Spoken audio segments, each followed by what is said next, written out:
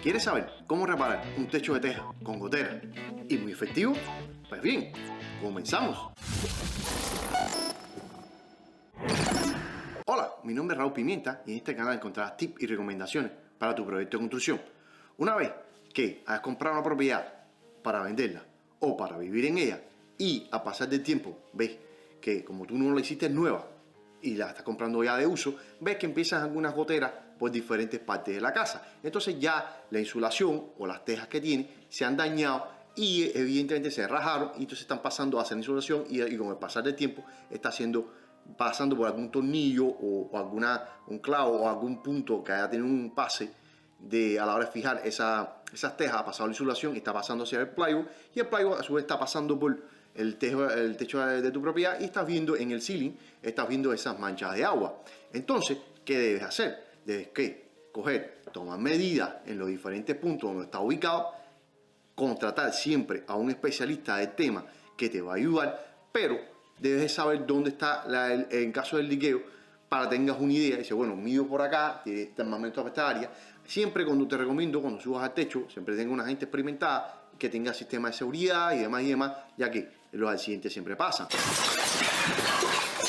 Entonces tienes que tener siempre pendiente esto a la hora de reparar el techo, porque estás exponiéndote a un peligro. Entonces, con un especialista ya tienes una idea de dónde está pasando. Dice, mira, está en esta área, él va a ir contigo, va a poder chequear, y entonces una vez que encuentren el área donde está pasando eso, lo que van a hacer es que van a descubrir esa área de teja. Si en caso que la teja efectivamente está partida, está dañada, se rompen esa teja y la van a hacer la van a reparar. Entonces, ¿qué materiales estás utilizando? Debes utilizando una pasta de plástica para techo o roof repair, se llama, también unos galones que venden que tienen eso, traen diferentes medidas. Necesitas foam para poder, a la hora de poner los puntos de apoyo, necesitas una malla que es adherente, que es para hacer reparaciones de roof.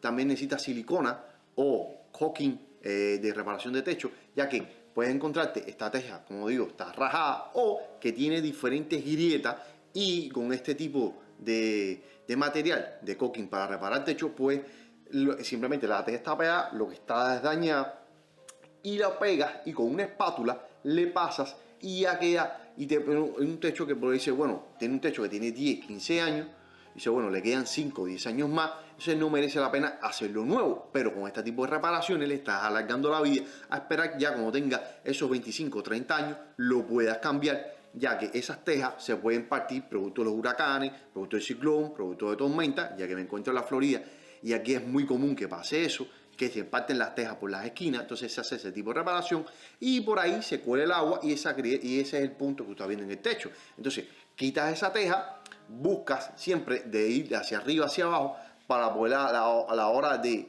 porque el sistema solape, siempre la teja que está abajo, la de arriba la va a montar y tiene aproximadamente 1 o 2 pulgadas.